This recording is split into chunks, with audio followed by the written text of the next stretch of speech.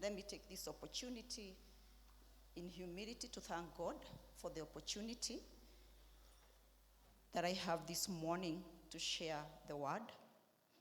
And this being the month of mental health awareness, I want to say thank you to the Lord for the opportunity, and in absence also thank our father of the house, Bishop and Mom, and indeed the whole of the ministry team for giving me this opportunity. My name is Mary Kagiri. To some of you I'm Mary Waiharo, to some I'm Mary Kagiri, but beyond that is that Christ is the cornerstone of my life. That is the most important thing. And therefore this morning, as we speak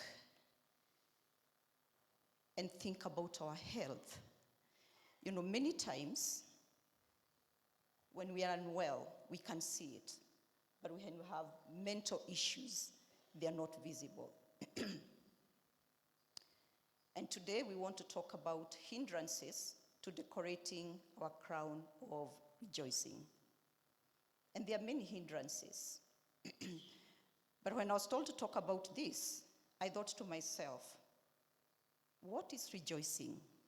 When God says he wants us to rejoice, what does he mean? He means he wants us to be happy. He has created us so that we can be happy in meeting our objectives and in meeting our purpose. But there are many things in life sometimes that can take away that joy, that can take away our purpose. You see, our bodies are more created like the vehicles. And I want you to imagine a beautiful vehicle. You know that dream car? But if the engine is not working, you'll find it on the road. True or not? So, that's exactly what we are. Our minds are like the engine. And as long as the mind is not doing well, the body, the spiritual aspect, our social lives get affected.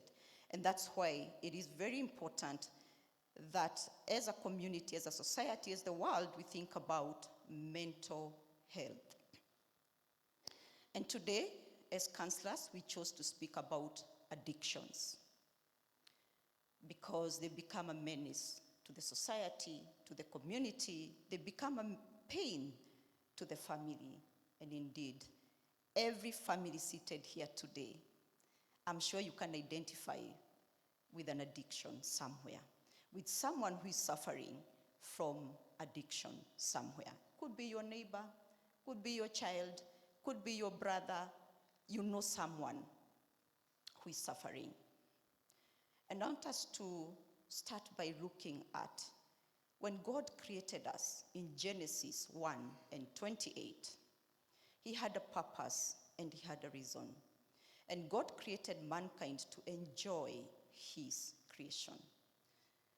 Then God blessed them and said to them, "Be fruitful, multiply, fill the earth, and subdue it. Have dominion over the fish of the sea, over the birds of the air, and over every living thing that moves on the earth."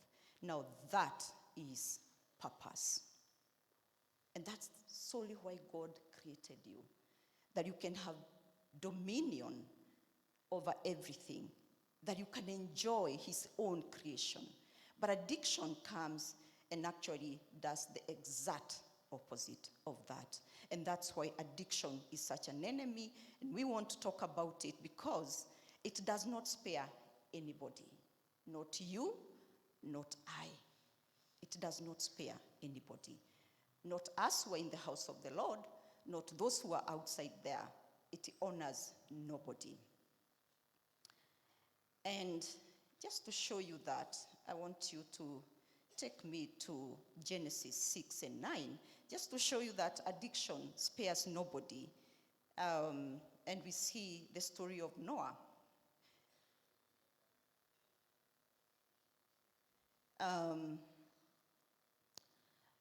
Noah was a just man. Some versions say he was a righteous man, perfect in his generation. Noah walked with God. So he was righteous, just like you and I today want to be righteous, and that's what we are striving towards. But when you go to Genesis 9 and verse 20,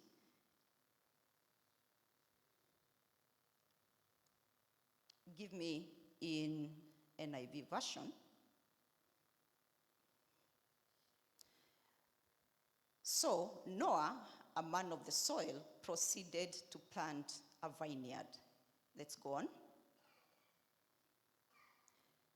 When he drank some of its wine, he became drunk and lay uncovered inside his tent. We began by saying Noah was a righteous man. He was walking in the ways of the Lord. By the standard of the Lord, he was righteous in his generation. But life did not spare him. And we see him getting drunk. And if you follow that story, you see what happened from that drunkenness. A curse came upon a people. So, as we speak today about addiction, I don't want you to see it like it's someone else's story. Bring it home. Because you do not know about life tomorrow. None of us is spared. None of us is so special, even us who are righteous before the Lord. And so, we just come down to ask ourselves, when we talk about addiction, what is addiction? And we say addiction is a chronic condition that involves compulsive seeking and taking of substances or performing a behavior that is destructive. All right, so if you're writing it, I said it is a chronic condition, meaning it is an illness of the mind. It involves compulsive seeking. So the person is intentionally seeking compulsively and taking substances or performing a behavior despite knowing its harmful consequences. So the addicted person knows the risk of what they are doing, but they are unable to stop it. There's something deeper that is pushing them. And as I stand here today, speaking to the people of God, I just want to change your mind on how you see the addicted person, so that then you're able to separate the addiction from the person, so that you can be able to love and see the person and help them to overcome the behavior, so that we don't define them. And I know one of the things the word that we use is that addict. True? Are we familiar with that word? That addict. Huyo mlevi, right? Why can't they stop it? But I want us to be able to separate the person, love the person, be concerned about the person, and help them to deal with the behavior that is stopping them from living their purpose. So what causes addictions, or what are addictions? And what are the causes of these addictions? That's what we are going to talk about. So at the back, I want you to think about someone who can't stop themselves. Because many times what we normally ask, why can't they stop? What's wrong? And we condemn them, we get irritated, we get frustrated. But we are asking ourselves, what is happening? So addictions are basically a result of deep-seated and resolved emotions, right? Deep-seated and resolved emotions. Emotions that someone has been sitting on for years and years. Disappointments, frustrations, anger, fear, anxiety, seated deep-seated trauma that people went through, maybe when they were children. Someone hurt you. Someone said offensive words to you. Someone molested. Someone victimized. Parents separated. The children were never helped to process. Grief. Loss that was never processed. And it creates deep emotions that keep hardening by the day. And the person gets to a place where they can't take it anymore, and they must escape. And therefore, addiction then becomes a route of escape. What are we escaping? We are escaping all this pain, our past, the shame, the frustrations, the fear of today, the anxiety of tomorrow that we can't be able to handle. Addiction is a cry of help. Addiction is a response to human suffering. I said I want to stand here and change how you look at addiction. I'll not go into the scientific aspect of it. But I want you to see it as a cry. Someone is saying, I need your help. I need you to not judge me, not to reject me. I need your help. That is what the behavior is saying. And I know when we talk about addiction, perhaps what comes to your mind is alcohol, is drugs. But the new kid on the block comes in, called gambling. Gambling has become such a pain to the society today. It's sparing not the young, not the old, and it is very, very costly. So as we look at the different types of addictions, we can divide addictions into physical and behavioral addictions. Physical addictions would include alcohol and substance abuse, all those drugs, whether they are prescription drugs that have been abused. We also have behavioral addictions. We get addicted even to good things. Food is good, isn't it? But we have food addictions,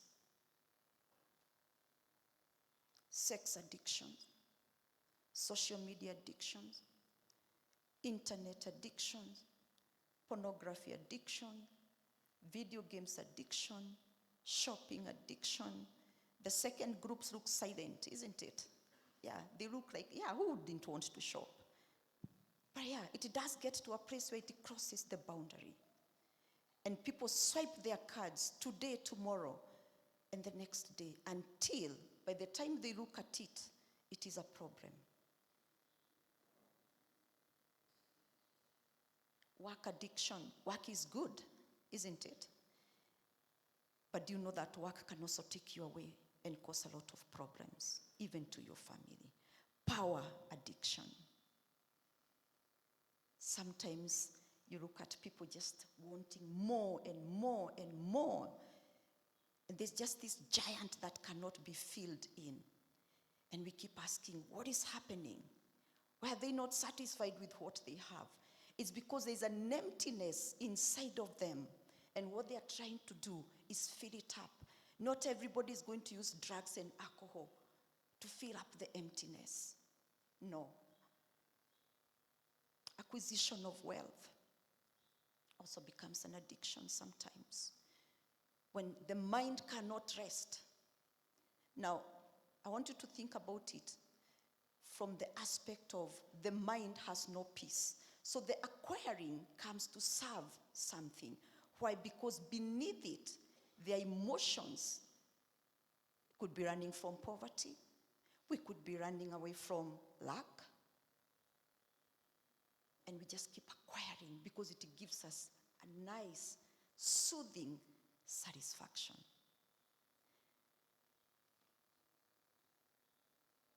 to us who do not struggle with addiction, we see that alcohol, we see that drug, we see that behavior as the problem.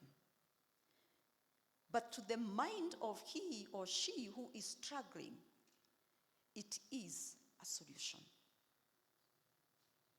And if only you can see it from that perspective, then you'll go back and ask, wait, before I can judge this person, before I can condemn them, what are they filling up? What emptiness is there? Noah, I want you to imagine the story of Noah. Allow me to use this. A good thing happens to Noah. He's saved. Just like we are remnants of COVID. I want to bring it home a little. During COVID, 2020, we were all separated, one from another. And you're told, sit there with your family, sit there with your family. Thank God for technology.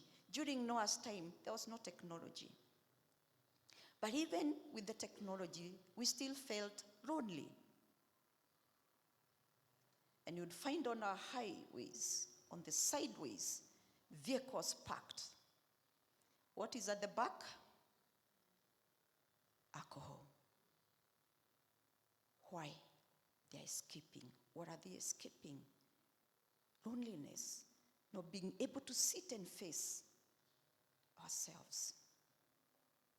So Noah finds himself all alone with his family. Do you have men in the house?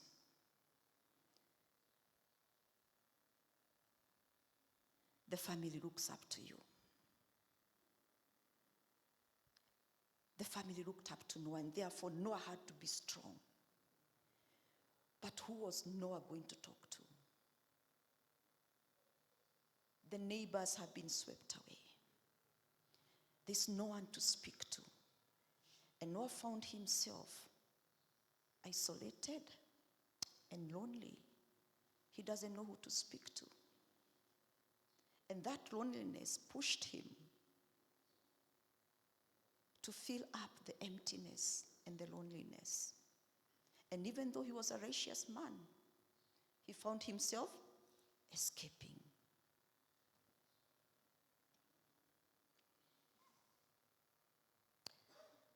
Many of us find ourselves there. Once in a while, you find yourself in a deep emotion. Thank God that you can be able to process it. There are those who cannot be able to process it.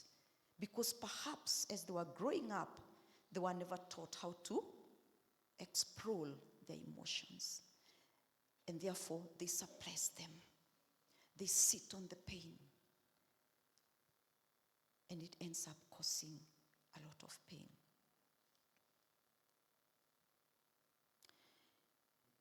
King Solomon, in his words in Proverbs 20 and verse 1, he says, wine is a mocker and beer is a broader. Whoever is led astray is not wise. He goes on in that Proverbs 31, verse 6 and 7. And he says, let beer be for those. In another version, he says, give beer to one who is dying, and wine to one who is bitter, who is perishing, who is in anguish. So that beer can be substituted with any substance, with any behavior. And he's saying it comes to serve a purpose. And the purpose is to take away the pain, to hide the pain. So if you look at addiction as an escape, as a cry of help, then you'll ask, what can I do to help? The community has been silent about gambling until recently. Now we are talking about it. But it's after the cost that has become so high. Families are crying. Families are separated.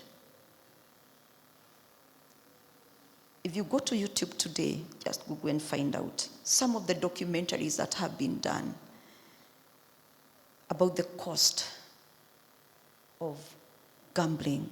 It will shock you. People are coming out now to speak. Suicide has gone up. We are losing our loved ones to what? To addictions. Families are sinking into poverty. People are losing their livelihoods.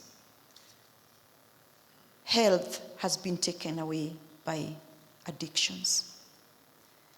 But I want to use the next few remaining minutes to ask, then, what can we do about it?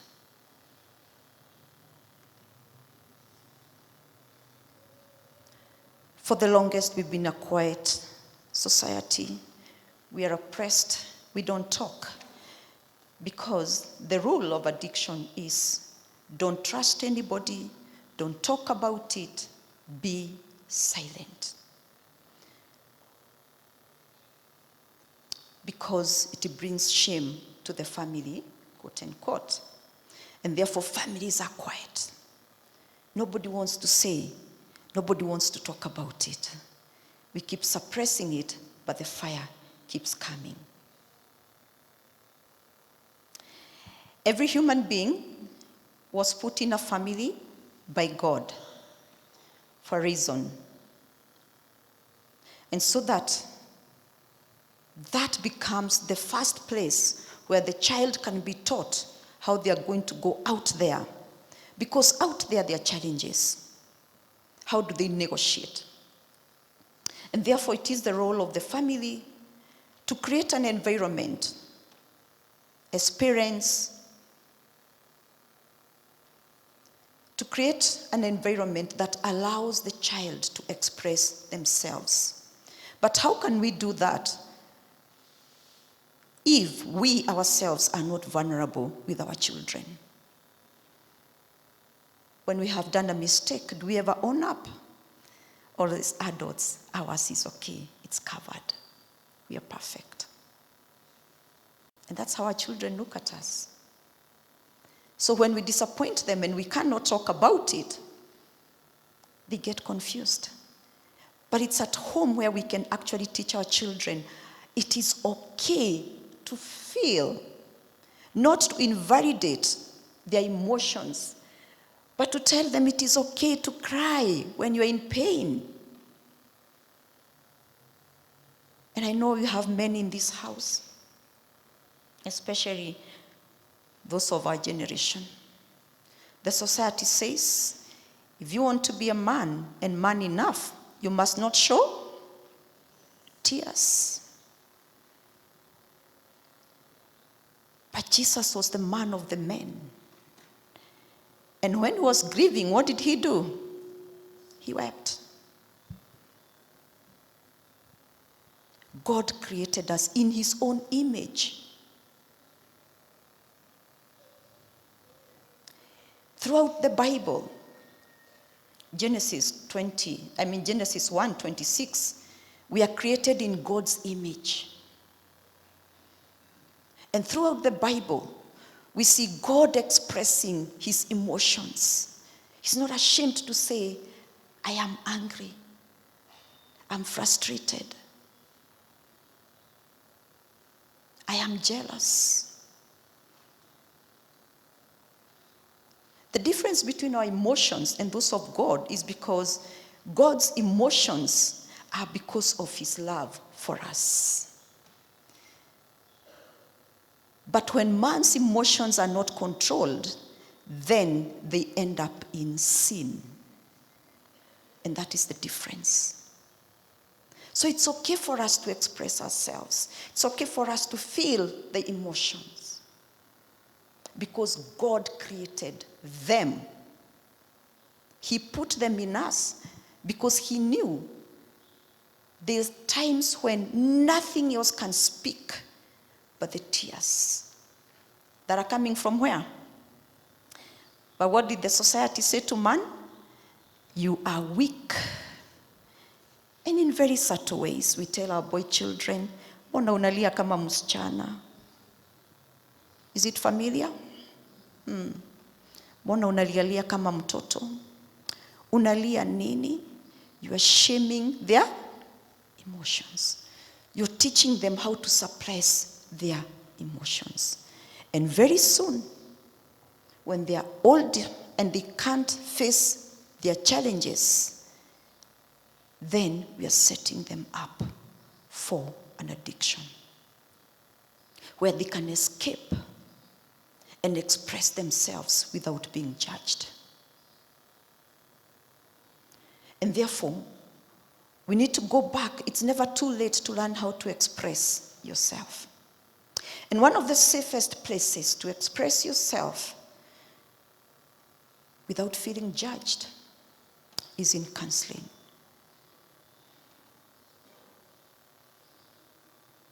Sometimes we don't even know what is ailing us, but we can feel the pain. And when you come into counseling, a counselor will help you professionally.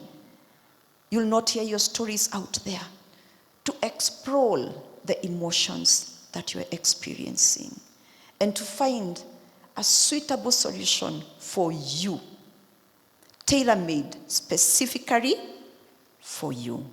And it will save you. It will save generations. It will save your family. It will save you a lot of pain. And therefore, when God created man, he never created man in isolation. He created you and I so that when you're weak, I can hold your hand. And when I'm weak, you can hold my hand. And you don't need to escape. In counseling, you will be taught how to face your emotions rather than run away from your emotions. You'll be taught how to express them in a healthy way. Not to act out of them, but to express them safely. And in them, there will be growth. Because when we learn how to control our emotions, to express them, to process them, there's growth that happens, and you can transfer that into the future. And so we see God throughout the Bible, as I bring this to a completion, expressing himself and giving us the gift of control. He says we can control those emotions.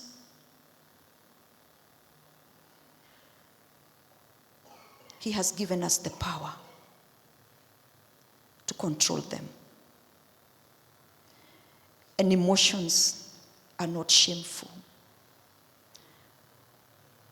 Otherwise, our Creator would never have put tears in our hearts.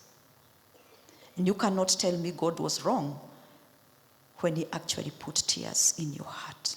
It's not a weakness to face your emotions. It is a strength. And you may be here. You may have gone through pain in the past. You don't know what to do with it. We are here to walk with you as the counselors. But if you feel you're not so comfortable, today we have centers where you can just call and you don't need to say who you are. Just shout it out. Say, I need help. Say, I feel like ending it. You can just call. We have centers where you can call. We have a lot of counselors around. If you're not comfortable with the ones here, you can always seek counseling out there. Life is variable. You're a treasure. you're not replaceable.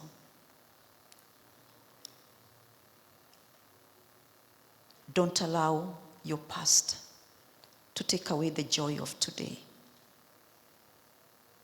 because you're important.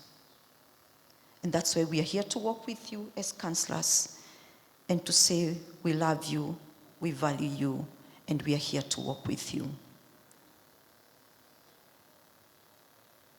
And as I bring this to a cross today,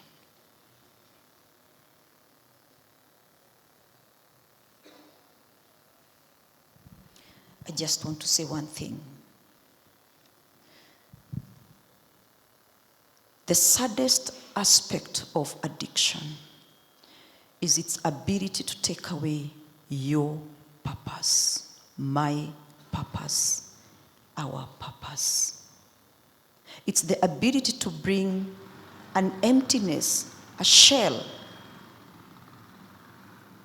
It's the ability to crush us and totally make us nothing.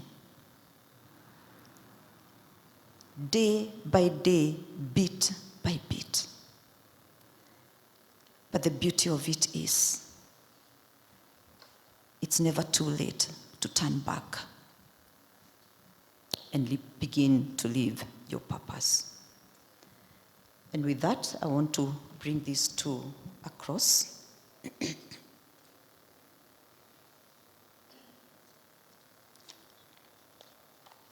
As I say this, we don't need to be slaves.